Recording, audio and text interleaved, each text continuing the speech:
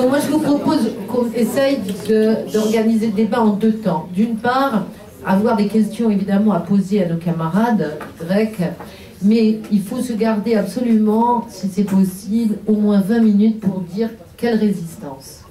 Quelle résistance? Qu'est-ce qu'on peut faire? Comment on peut le faire? Que ce soit ici, que ce soit là-bas. Quel pont on peut établir? Quelle passerelle on peut établir? Quelle solidarité on peut inventer? Et pas seulement une solidarité évidemment qui se joue au niveau local, avec ce que tu viens de dire, les enseignants bénévoles, les médecins bénévoles, l'humanitaire, etc., utiles, indispensables pour panser des plaies, mais qui ne vont pas résoudre une situation politique. Et donc, gardons-nous, si c'est possible, 20 minutes pour faire ça. Donc, je crois qu'on a quand même des questions à vous poser en direct, donc essayez d'aller vite pour que vous puissiez avoir le temps de répondre, et gardons-nous à l'esprit que si on veut que ça change, on va le faire. Bon, alors, je vais vous faire autogestion du micro, là. Oui. Vous m'entendez? Comment se fait-il que dans un tel chaos, Syriza, qui est l'équivalent de notre front de gauche, puisse croire encore à un salut par l'Union européenne et son secrétaire général voter pour Juncker? De Bordeaux, je ne suis pas membre du MP. Il y a quelques questions qui me viennent à l'esprit. Est-ce que, quand on compare la situation grecque actuellement et d'autres expériences qui sont menées ailleurs dans le monde sur le transhumanisme, sur le surhumain, est-ce qu'on n'est pas en train de mettre en place des humains négligeables, cette notion d'humain négligeable? Et pour...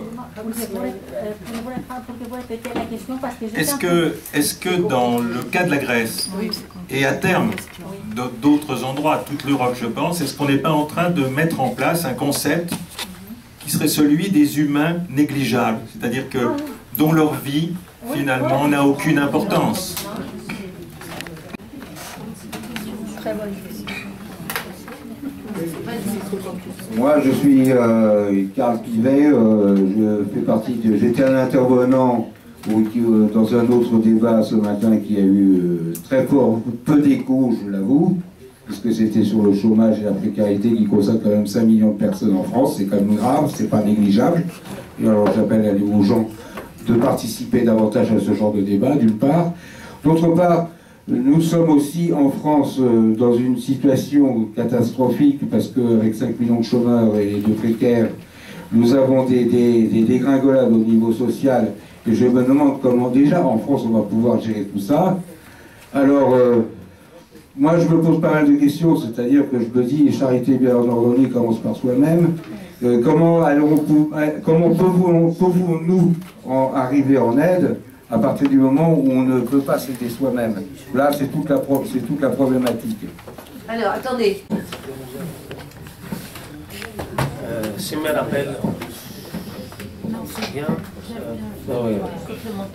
appelle bien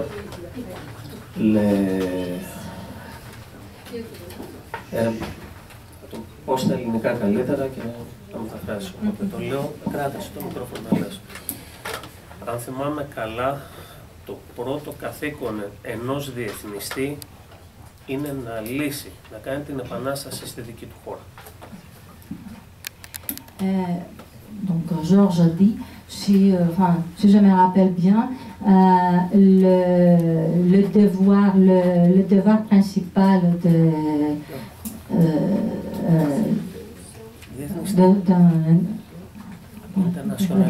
journaliste, oui, c'est de faire la révolution dans son propre pays. Αυτός είναι ο καλύτερος τρόπος βοήθειας που μπορούμε να έχουμε. Δηλαδή, ο αγώνας του γαλλικού λαού για υπεράσπιση δημόσιων κοινωνικών αγαθών θα τονώσει το ηθικό όλης της Ευρώπης. Γιατί σε ολόκληρη την Ευρώπη αυτό που χτυπιέται είναι το δημόσιο κοινωνικό αγαθό. Donc c'est la réponse à la troisième question que là maintenant est en train de donner Georges et qui a dit que donc ce qu'on attend des camarades français, c'est qu'ils protègent le bien public dans leur propre pays. C'est la meilleure façon qu'ils nous viennent en aide, en fait. Oui. Bah oui. Δεύτερον, j'ai bien, άκουσα καλά χτες τη συζήτηση για την αριστερά στη Γαλλία. Δεν νομίζω ότι θα μπορούσα να πω τίποτα περισσότερο για την αριστερά στην Ελλάδα.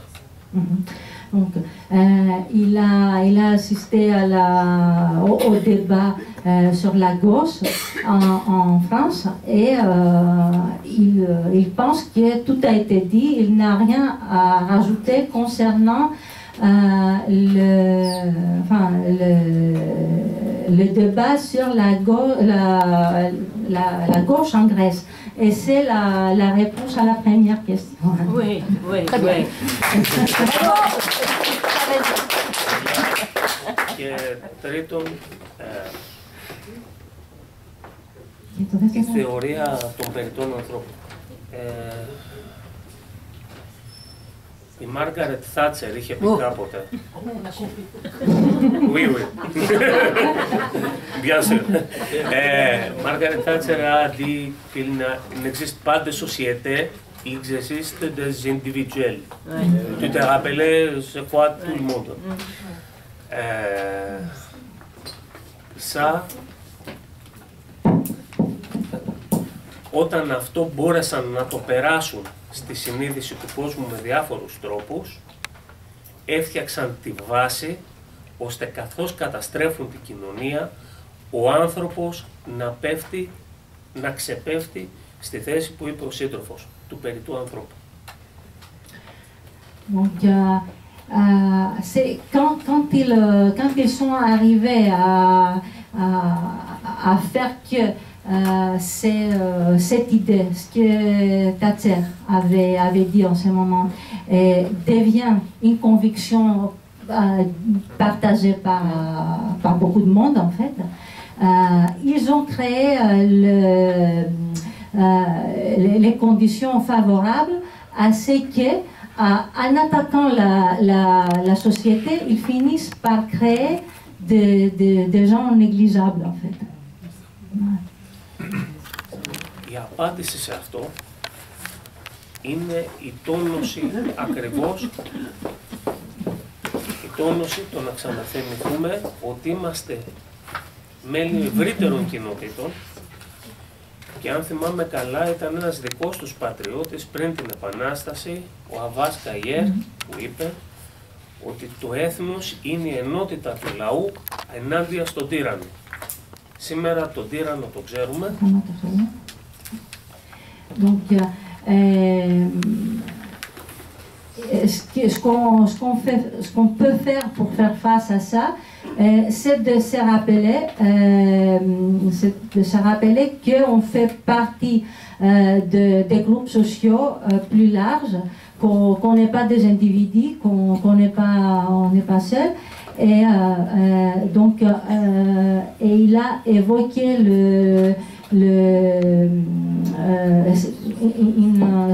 une citation de l'abbé Coyer qui avait dit, tu la répètes. Το έθνος είναι η ενότητα του λαού ενάντια στον τύρανο. Abbé Coyer avait dit que la nation est le peuple uni contre le tyran.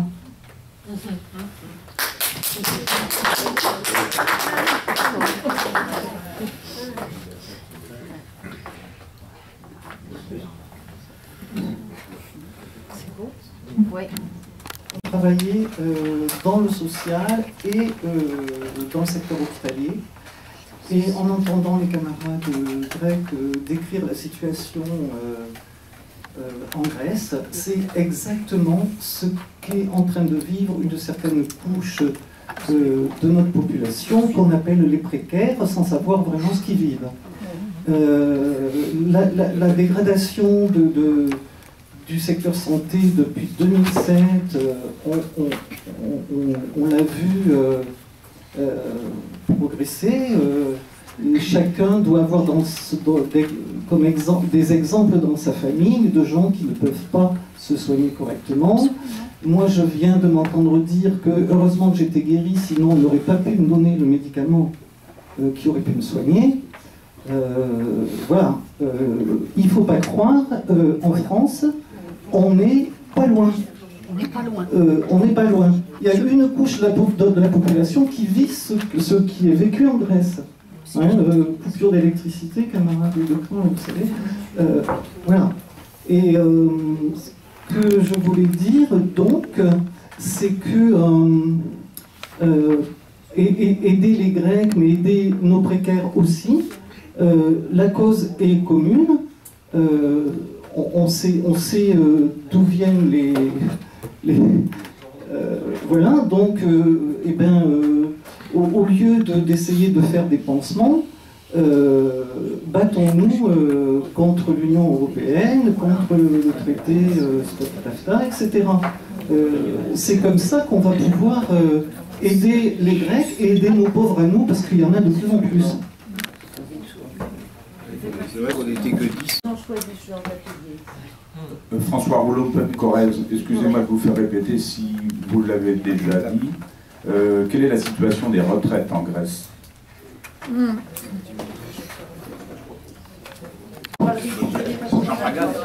Donc Philippe Méas, je voulais savoir ce qu'il en était actuellement en Grèce au niveau de la fiscalité, en particulier vis-à-vis des professions libérales, des industriels, des armateurs et aussi des églises orthodoxes. Merci. Les longues misères qu'on a entendues, qui m'a beaucoup ému. Chez nous aussi, on a aussi des fermetures, on n'a pas d'île, mais on a des fermetures dans des endroits ruraux, etc. Ça devient vraiment le désert médical, c'est ce qu'on dit en France. Mais moi, à la liste de toutes ces misères, de tous ces gens qui meurent, qui ne devraient pas mourir, moi je dis, c'est plus une décomposition, c'est un crime, c'est un assassinat. Alors moi je pose la question, comme on a fait en Nuremberg après les crimes du nazisme. Moi je dis qu'on dit les crimes du capitalisme, où est-ce qu'on va mettre ces gens-là? La Troïka, je veux dire, honnêtement, ces gens-là, ils devraient être, alors on va dire, du goudron et des plumes, là, comme on faisait dans le Far West. Mais honnêtement, il faut les pendre, parce que ce sont des criminels. Ils sont en train de faire un génocide. Ils sont en train de tuer votre peuple. Et après, ils tueront les nôtres. Et les nôtres. Et ils ont déjà commencé. Je veux dire, les gens qui se suicident. Moi, je suis le blog Greek Crisis. Et c'est décrire ce genre de choses, toutes ces misères, ça m'a beaucoup ému parce que je l'ai entendu de votre bouche, parce que les lire c'est une chose, les entendre par vous c'est encore autre chose. Et là franchement moi je veux dire, mais punaise, on faut attraper ces gens de la Troïka, ces gens de l'Union Européenne et les pendre haut et court comme on a fait avec les nazis après Nuremberg en 1945. La dissuasion nucléaire. Oui, alors dis donc, on fait fort là. Mais dis donc, ouais, c'est comme ça qu'on ressemble à un vrai parti.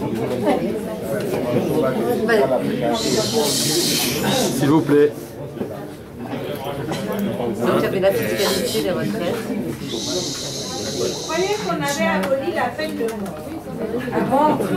Oui, justement. Ça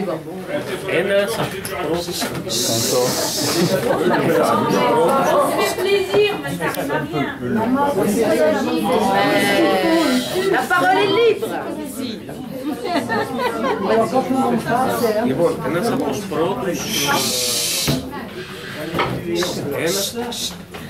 ένας από τους βασικούς στόχους συγκρότησης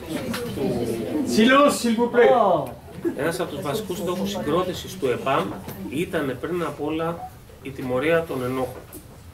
Η τιμωρία των ενόχων σε εμάς πάει και σε πολιτικό και σε οικονομικό επίπεδο, σε όλους αυτούς που οδήγησαν τη χώρα, τη δική μας χώρα σε αυτή την καταστροφή.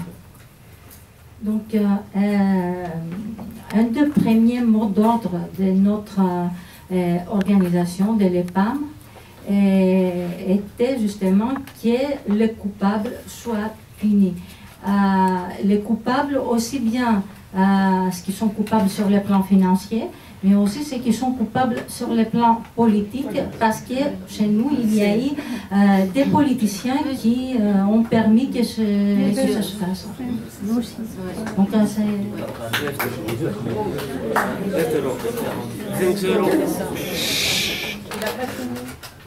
Δεύτερον, προσωπικώς πιστεύω ότι είναι έγκλημα του καπιταλισμού. Όμως αρκετοί συναγωνιστές και σύντροφοι και ένα σημαντικό μέρος του ελληνικού λαού δεν το αντιλαμβάνεται έτσι.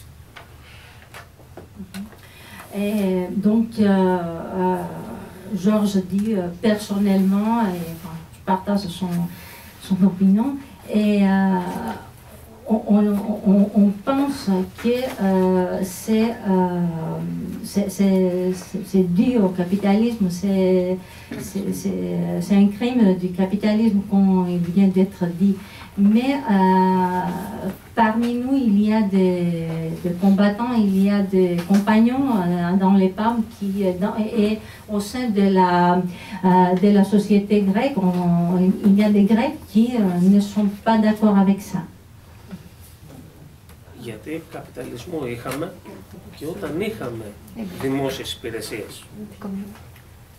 Parce qu'ils répondent que on était sous un régime capitaliste quand avant, c'est-à-dire quand il y avait des services publics qui fonctionnaient quand même. Αυτό που προέχει για να ενωθεί ένας ολόκληρος λαός δεν είναι η όποια προσωπική εκτίμηση, όσο σωστή και αν εκτιμά προσωπικά ότι είναι. Αυτό που προέχει είναι οι κοινοί στόχοι που σχετίζονται με τη ζωή και τον αγώνα αυτού του λαού.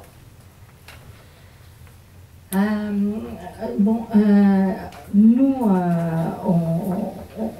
on est en train de comprendre en fait que ce qui est plus important pour qu'on soit efficace si on veut mener le combat, c'est que qu'on se pose des objectifs communs en fait, et qui nous unissent tous et qui transgressent en fait nos différences.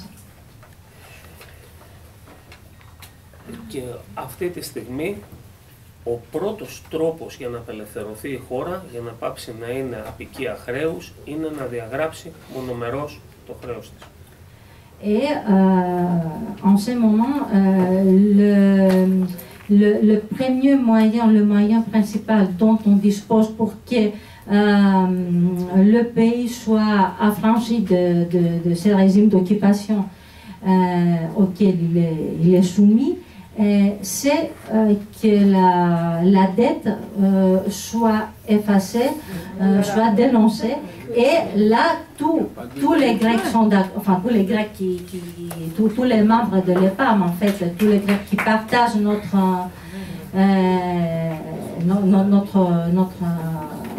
qui intègrent notre mouvement sont d'accord, même si ils ne sont pas d'accord pour dire quelle est la cause et qui est-ce qui a provoqué ça en fait. Voilà. Και το μόνο όπλο που έχει το καθεστώς απέναντί μας είναι πρακτικά ο φόβος του κόσμου, τι θα γίνει αν διαγράψω το χρέος, αν μπορώ να το διαγράψω, τι θα γίνει αν το διαγράψω και βεβαίως θα γίνει αν βγω από το ευρώ και την Ευρωπαϊκή Ένωση. Και το καθεστώς λέει θα έρθει η αποκάλυψη. Donc l'arme dont se sert à fond le régime, c'est la peur du peuple grec. Si on avance à mettre si on met en place l'effacement de la dette, la dénonciation de la dette, et si on sort de l'euro et de l'Union européenne, donc il y a des gens qui ont peur, qu'est-ce qui va se passer après, et justement ils ont peur parce que le régime actuel leur fait comprendre, enfin leur fait penser, le menace que ce sera l'apocalypse. C'est ça, comme c'est ça. Λοιπόν,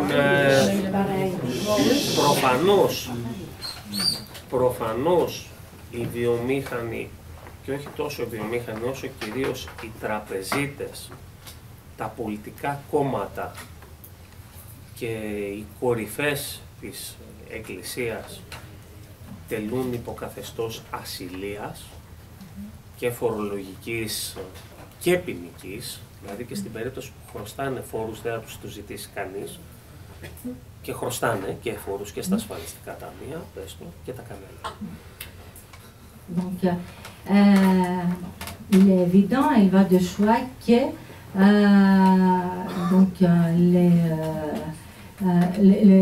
les puissances économiques, les gens, les banquiers surtout, l'Église aussi, ils ne payent pas d'impôts. Personne. Les partis politiques aussi. Et donc, ils ne payent pas d'impôts et personne.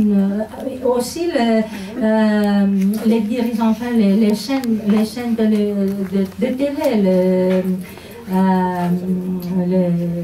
les propriétaires des grandes chaînes, en fait, ils ne payent pas non plus, ils ont des dettes qu'ils ne vont jamais rembourser. Et puis, ils ne payent pas d'impôts. Donc, l'Église non plus. Ils sont à l'abri de tout ça, en fait.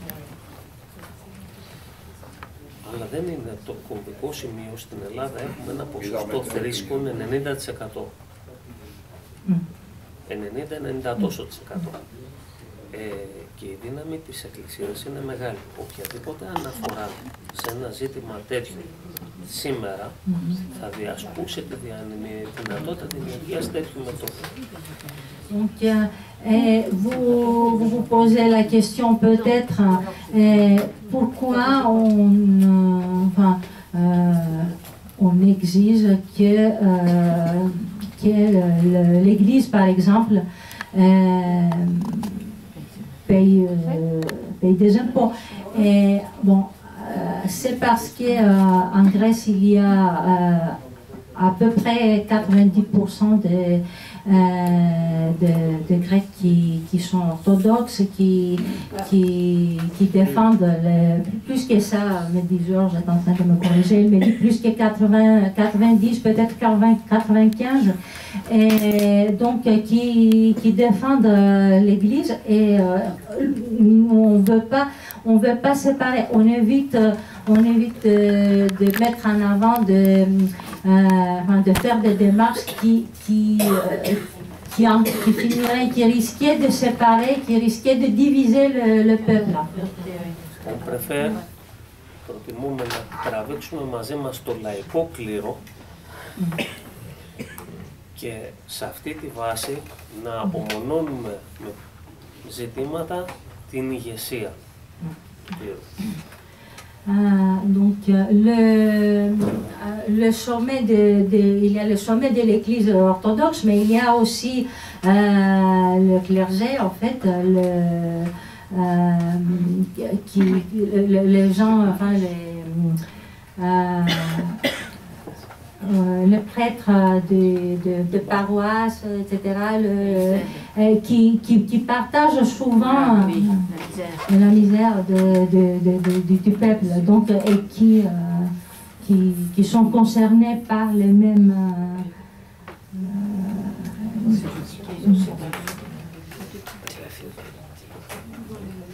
Les retraites. Il y avait une question sur les retraites.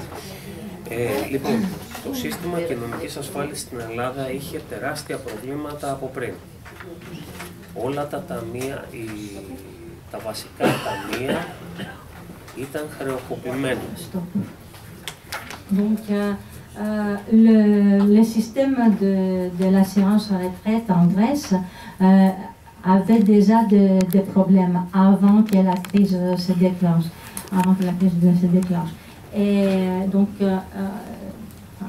il y avait pas mal de caisses, les principaux, oui, et qui avaient des déficits importants. με το που αυτό που έκανε η Τρόικα ουσιαστικά ήταν να πει ότι κόβω τη σύνταξη και το κομμάτι που κόβω από τη σύνταξη πάει απευθείας στην πληρωμή του χρέους. Έτσι και το Ταμείο συνεχίζει να βουλιάζει και μέρος πάει στην αποπληρωμή του χρέους. Donc, ce qui a été imposé sous la Troïka, sous le régime actuel d'occupation, c'est que ce qu'ils ont fait, ils ont réduit les retraites pour que, et ainsi, ce qu'ils ont fait, c'est que une partie de la retraite était destinée à payer la dette. Alors qu'en même temps, les caisses continuaient à s'effondrer en fait. Η αναλογία,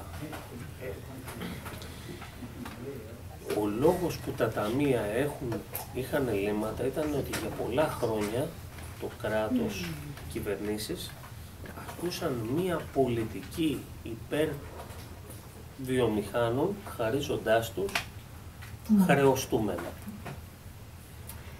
Donc, une des raisons principales pour lesquelles les caisses d'assurance avaient des déficits, c'était parce que pendant des années,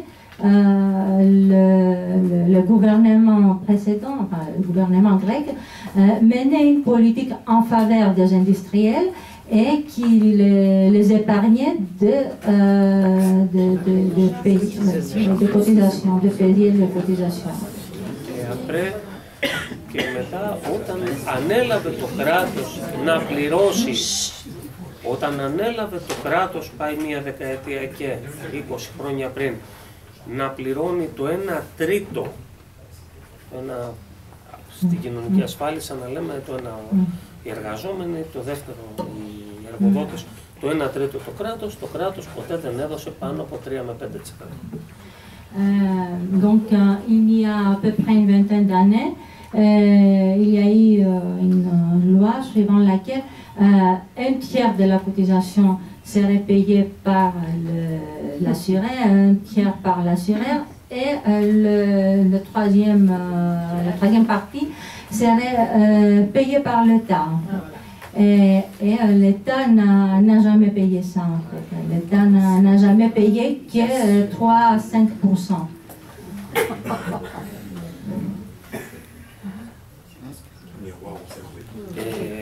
Και μια τελευταία για να έχουμε μια εικόνα, ήδη η συντριπτική πλειοψηφία, οι Έλληνες γίνονται σύνταξη λέω μεσοσταθμικά στα 65, με βάση τους νόμους, έτσι, και ήδη η συντριπτική πλειοψηφία, περίπου 1 στους 2, δεν συμπληρώνουν τα απαραίτητα ένσημα για να βγουν σύνταξη.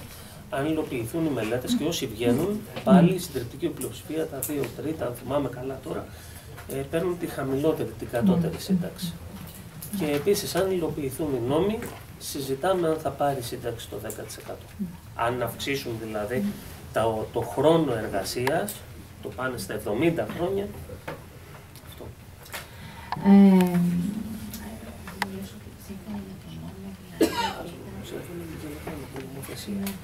Ο νόμος ο εργαζόμενος παίρνει στα 65. Με το καθεστώς αυτό, λιγότερο από τους μισούς χρόνους σύνταξη. Δεν μπορούν να μαζέψουν έσημα. Donc,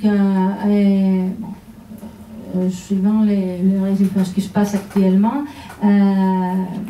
la plupart enfin, actuellement, jusqu'à la veille de la crise, en fait, du déclenchement de la crise, et ce qui s'est passé, c'était que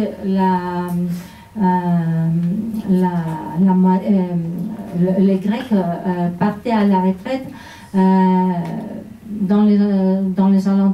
aux alentours de 65 ans. En fait. Donc, avec le changement de loi, on pense qu'il n'y aura que 10% qui auront la possibilité. Ah, non, je pas bien traduire en fait. donc, qui partent à la retraite à 65 ans en ayant le plus faible, le plus bas niveau de retraite. Voilà. Donc, si là, ça va être reporté à 70 ans, il y a des études qui montrent qu'il n'y aura plus que 10% qui auront la possibilité d'avoir... C'est baisse pas les retraites. Si on a du travail. Présente-toi, tu peux regarder. Allez-y, dépêchez-vous. Bernadette Chaumont du FPEP Yonne. Je voudrais juste j'aimerais beaucoup que vous nous donniez quelques précisions sur votre organisation des femmes. Voilà, après, ici, Daniel, et après c'est fini. Désolé, c'est fini. C'est 16h24. Il faut qu'ils répondent et à 16h30, on doit avoir fini. Mais ça ne vous empêche pas de continuer. On a une demi-heure. Ceux qui veulent rester ici, ils restent. Mais on est obligé de libérer et la machine pour la séance suivante et la salle après. Bon, Daniel Mousseau, MPEP Vaucluse. En partie, tu as en partie répondu, mais je veux dire que ça fait des années que on dit, nous, au MPEP, il faut rompre, il faut quitter l'Union européenne. Et des grands partis de gauche nous disent non, il faut rester par solidarité avec la Grèce, par exemple. Parfait. Mais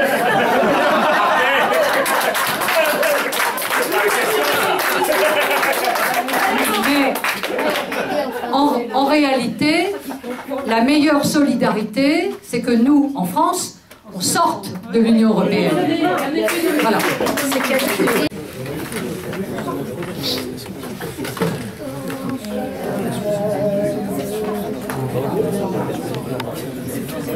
Donc les femmes, d'abord.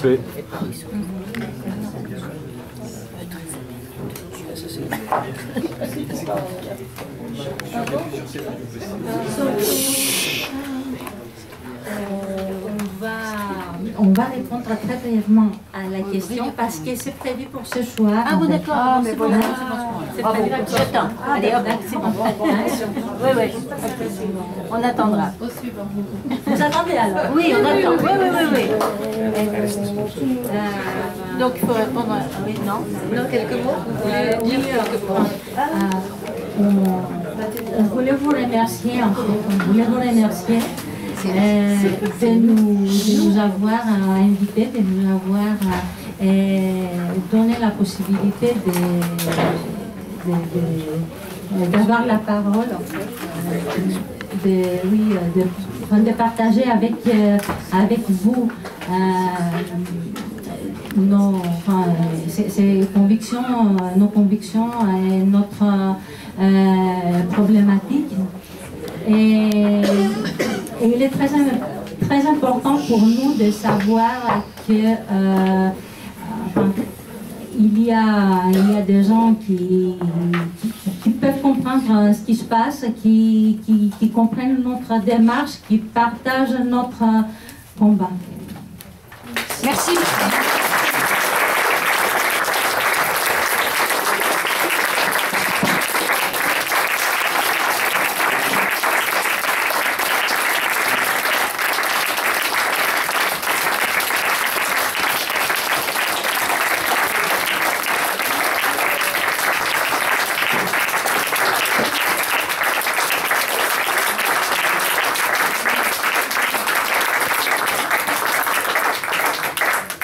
Merci énormément de nous parler aussi bien en français et de nous exprimer aussi clairement tous les deux parce que c'est super bien. Ouais.